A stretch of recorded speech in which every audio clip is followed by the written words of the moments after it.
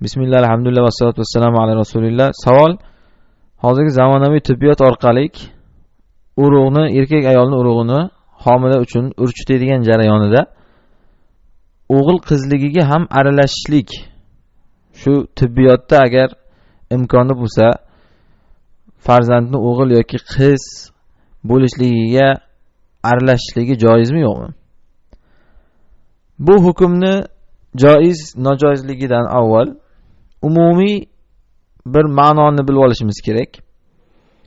Bu ma'noki inson qiz boladan bu o'zini olib qochmasligi va ikkinchi ma'noki Allohning ixtiyorini o'zini ixtiyoridan afzal deb bilishligi kerak.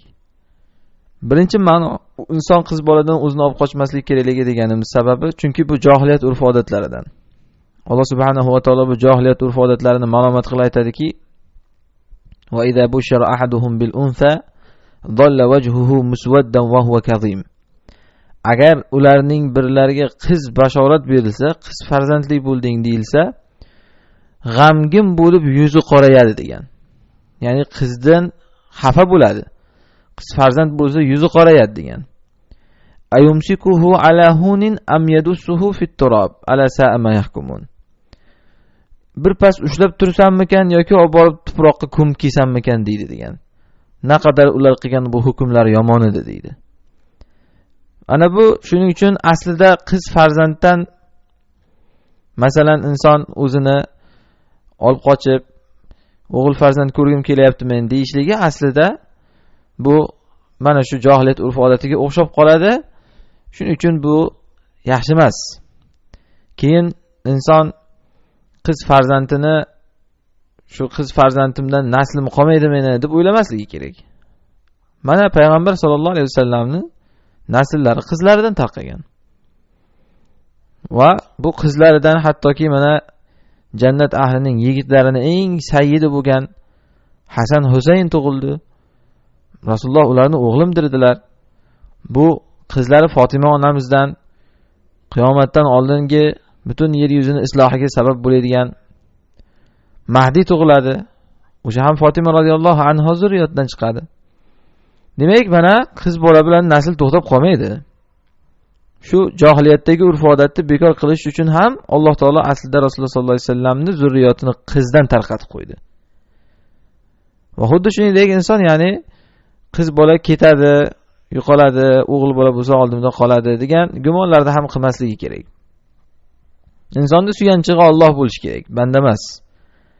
Bandaga suyansa Alloh suyab qo'yadi. Bu yaxshi emas. Suyanchiq Alloh bo'lishi kerak. Ya'ni ko'pchilik masalan o'g'il bo'lsa farzandim o'g'liga suyanaman. Shunga bir qaraganimda foydasi tegadi menga deb o'ylaydi.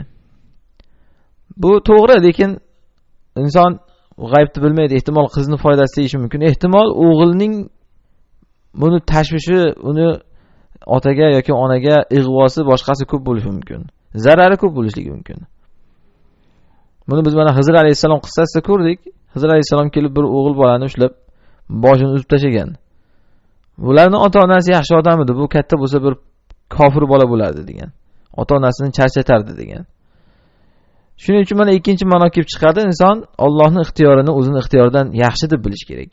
Alloh taolo oyatda aytadiki: "Asa an tuhibbu asa an takrahu shay'an va huwa khayrul lakum va asa an tuhibbu shay'an va huwa sharrul lakum. Alloh ya'lamu va antum la ta'lamun." Gohida sizlar bir narsalarni yomon ko'rasizlar, o'zlaringga yaxshi bo'ladi o'sha degan. Gohida bir narsalarni yaxshi ko'rasizlar, o'zlaringga yomon bo'ladi. Alloh biladi, sizlar bilmaysizlar degan.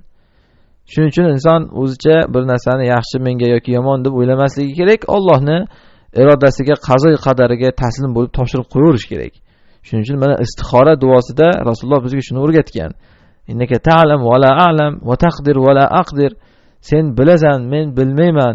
Sen qodirsan, men qodir emasman deb inson duo qiladi. Allohga havola qiladi. La havla va la quvvata illa bik degani ham shu. Allohsiz kuch, toqat, qudrat bo'lmaydi. Yaxshisi Allohning qazo qadariga taslim bo'lish kerak. Mana bu muqaddimalardan keyin endi asl masalaga kirsak, aslida o'g'il yoki qizni beruvchi yoki ikkalasini ham qo'sha-qo'sha qilib beruvchi yoki ikkalasini ham bermaydigan zot Alloh. Alloh taolo oyatda aytadiki: "Lillahi mulku samawati wal ard yakhluqu ma yasha. Yahabu liman yasha'u inatha wa yahabu liman yasha'u dhukur aw yuzawwijuhum dhukranan wa inatha." Osmonlar va yerning mulki Allohniki deydi. Xohlagan narsasini yaratadi deydi.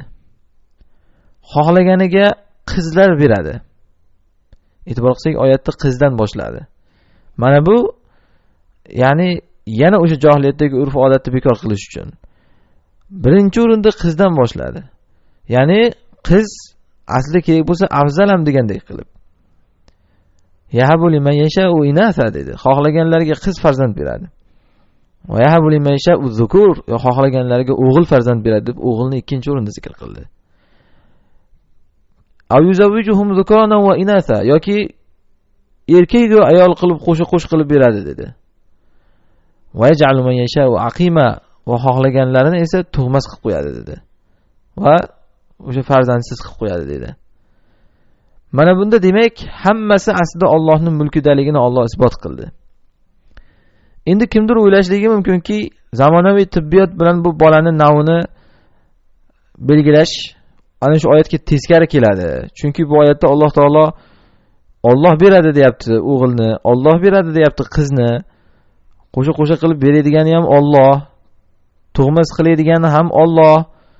Shuning uchun inson bunga aralashsa, bu Allohni yaratishligiga teskari bo'lib qoladi-ku deyishi mumkin, lekin aslida shu oyatning o'zida mana shu narsalarga sababni tutib aralashishlik joizligiga dalil bor. Takror aytaman, shunchaki inson o'zicha hal qila olmaydi buni, sababni tutib aralashishligiga. Chunki Alloh subhanahu va taolo oyatni boshida aytayapti: "Lillahi mulku samawati wal ard." Osmonlar va yerning mulki Allohning qo'lida deydi. Ya'ni bu degani tasavvur qilaylik, bir tabib kelib tug'mas odamni tug'adigan qildi. O'g'il farzandni, nutfani qizga aylantirib yubordi deylik. Qiz nutfani o'g'ilga aylantirib yubordi deylik. Bu dalolat qilyaptiki, shu bo'layotgan koinotdagi hamma narsa Allohning mulki u. Tabib emas u, ya'ni qilayotgan uni Alloh qilyapti. Bu xuddiki issiq suvni sovuq suvga aylantirgandek, sovuq suvni issiq suvga aylantirgandek gap bu. Shirin suvni shakarga qo'shib shirin qilganda, o'shani tuz qo'shib gohida sho'r qiladi inson. Inson shuni buni olib bunga qo'yib qo'yapti. Uni Alloh qilyapti. Shu narsani sabab qilib qo'ygan zot Alloh. Chunki osmonlar va yer mulki uniki. U yaratyapti. Shuning uchun ham ular urchitib qo'ysa ham Alloh yaratishni xohlamasa yaralmaydi gohida. Ular urchitib o'g'il qilib qo'ysa ham, ular urchitib qiz qilib qo'ysa ham, lekin Alloh shuni jon bermasa yaralmaydi u. Ular shunchaki shuni qo'shib chatib qo'yapti xolos. Bu sabablarni tutish deyiladi. Xuddiki masalan inson kasal bo'ladi. Kasallikni Alloh bergan. Davolanadi. Shifoni ham Alloh beradi. Lekin unda dori nima qilyapti? Dori shu Alloh unga qo'yib qo'ygan sabab xolos. Hamma sabablar shunaqa. Biz uni bajaramiz, Alloh uni natijasini beradi. Bu ham xuddi shunga o'xshaydi hozir.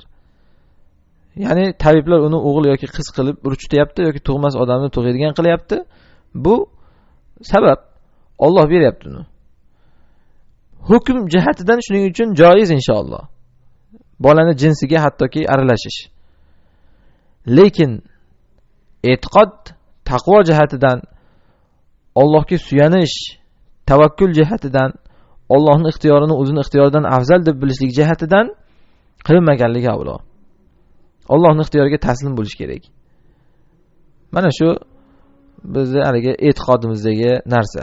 Endi kimdir aytishi mumkin, qanday e'tiqodga olsak yaxshi bo'ladi-da, hukmga olsak, e'tiqodga olsak yaxshi emas-da, lekin hukmga olsak joiz deyishligi mumkin. Chunki bu tavakkul borasida insonlarning martabasi har xil bo'ladi. Shariat shuning uchun insonlarga bu tavakkul borasida har xil martabaga bo'lgan. Masalan, Rasululloh sollallohu alayhi vasallam hadisda aytganlarki, 70,000 min ummati yadkhulunal jannata min g'ayri hisab va la azab. Ummatimdan 70 ming toifa borki, jannatga hisobsiz, azobsiz kiradi deganlar. Ular kim desa, allazina la yatatayyarun va la yastakun va la yastarqun va ala robbihim yatavakkalun. Ular shunday kishilarki, shumlanmaydilar. Birovdan menga dam solib ruqya o'qib qo'y ham demaydilar. Va ular Robbilariga tavakkul qiladilar. Ular shumlanmaydilar. Allazina la yatatayyarun va la yastarqun va la yastakun, va o'zlarini kuydirib ham davolamaydilar va Robbilariga tavakkal qiladilar degan. Aslida bu hadisda zikr qilinayotgan mana bu xislatlarni hammasini qilish joiz. Inson davolanishligi joiz, kuydirib. Inson birovga menga ruqya o'qib qo'y deyishligi joiz. Faqat shumlanish nojoiz. Unda ham shariatda ba'zi istisnolari bor. Lekin nimaga unda shariat mana shu insonlarni jannatga hisobsiz, azobsiz kiradi dedi? Chunki bular tavakkulda bir xos martabaga erishgan insonlar. Endi bu darajada tavakkulga erisha olmaydigan odamlarga esa jannatga hisobsiz kirishlik yo'q, lekin ular baribir mana o'zini kuydirib davolashligi yoki o'ziga ruhiy o'qitishligi joiz. Mana bu dalolatki Allohga suyanish borasida afzal martaba bor, hukm jihatdan joiz bo'ladigan martaba bor. Shuning uchun bir inson bir sababni ushlab men shuni farzandni jinsini tabobat yo'li bilan tahdid qilaman desa, mana bu narsa ya'ni belgilayman desa, hukm jihatdan joiz, faqat xiloful avlo, ya'ni Allohga suyangani avlo bo'ladi. Vallohu alam.